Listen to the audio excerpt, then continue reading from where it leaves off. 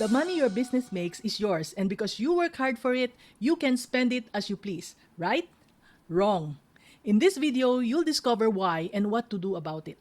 As a business mentor, many people, even strangers, would ask me about money, and this was how I met Kim. During the early months of the strict community quarantine, she and her mom ordered food from the Facebook accounts of their friends and even strangers, and they saw a business opportunity. Kim's mom is half Korean and she knows a few Korean recipes. This gave birth to their business. As I was scrolling through my newsfeed, I saw Kim's posts about their bibimbap business. Seeing their progress made me happy.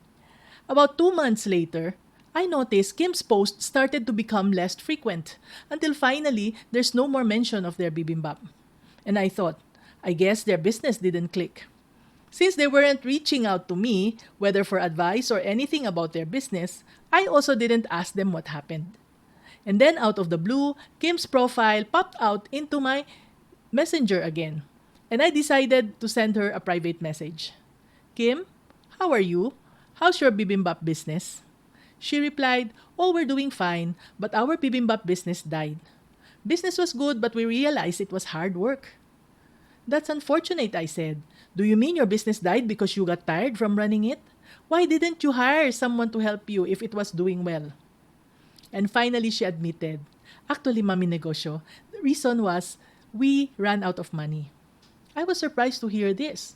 I found out their capital was 35 pesos and they sold their bibimbap for 65 pesos. The profit margin is big. Then why did your business die? She replied, hehe, that's because I used the money to buy a new cell phone. All I could do was to shake my head at their loss. If only I knew what they were about to do, I would have told them not to start because the business will only fail sooner or later. Why? Kim's experience is the number one reason most micro and small businesses in the Philippines fail. According to most of us, Filipinos, the lack of capital is why our businesses fail. Well, the lack of capital is a very convenient excuse, but this is actually what happens. Let's say I want to start a business, so I'll save 1,000 pesos to buy something and sell it for 1,005. I'm able to have a profit of 50%, which is 500 pesos. And as a business owner, I'll buy again using my 1,005 now and sell again. And that 1,005 will become 2,250 and so on. I'll keep using the fund for my business because it's a fulfilling thing to do. It's also the right thing to do. But after some time, my investment of 1,000 grows to probably 20,000 and I'll get all excited and I'll start asking, what can I buy with that amount of money? And so, after my buying spree, I'm back to 1,000 again. And since I started my business with 1,000, it's easy to continue my business right away. However, because I've already sold most of my products, my customers would start clamoring for more items. So scenario number 1, restocking with only 1,000 pesos as my capital isn't enough to meet the demand.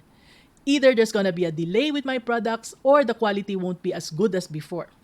As a result, my customers could get impatient and go to another supplier and might not even come back. Scenario number 2, with only 1,000 on hand and lots of customers waiting, I can borrow money. It should be easy to borrow money from the microfinance companies available around me. This solves my problem and I'm back to making money again. But because I believe it's okay to use business money for my personal use, I'd go through the same cycle until something happens. Maybe a family emergency arises. The money will be used up and I would lose everything again. And then I'll say, I give up. I don't want to be in this business anymore because my capital isn't enough. So, do you see?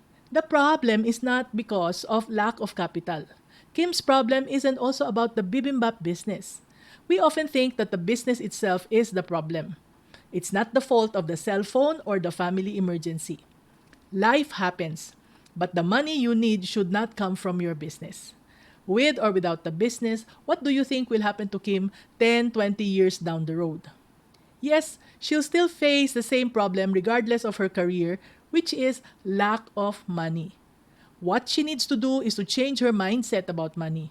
It's like what my mentor T. Harv Eker said, either you control money or it will control you.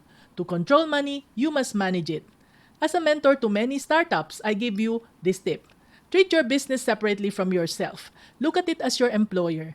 Get the fixed monthly salary from it to pay your personal expenses. Record the money that your business makes through the financial statements, and this will help your business grow faster. Years ago, I also had this false belief. I love making my employees happy. I'd give salary increases or send employees to training programs, even when the business couldn't support those endeavors yet. We spent with the assumption that we'll recover the money soon. These practices sabotaged our cash flow and drove us into huge debt. What worked was when my husband took over in managing our cash. He set aside a small amount of money as our salary, just enough for our family expenses. Then he plowed back the rest into the business. We were not allowed to touch any of it. So, how did we survive? Well, we got a fixed salary every payday just like our employees. And we paid for whatever we needed from our salaries and not from the business money. If we don't have enough for a new cell phone, we save. For emergencies, we dig into our savings. We had to tighten our belts and make the salary fit.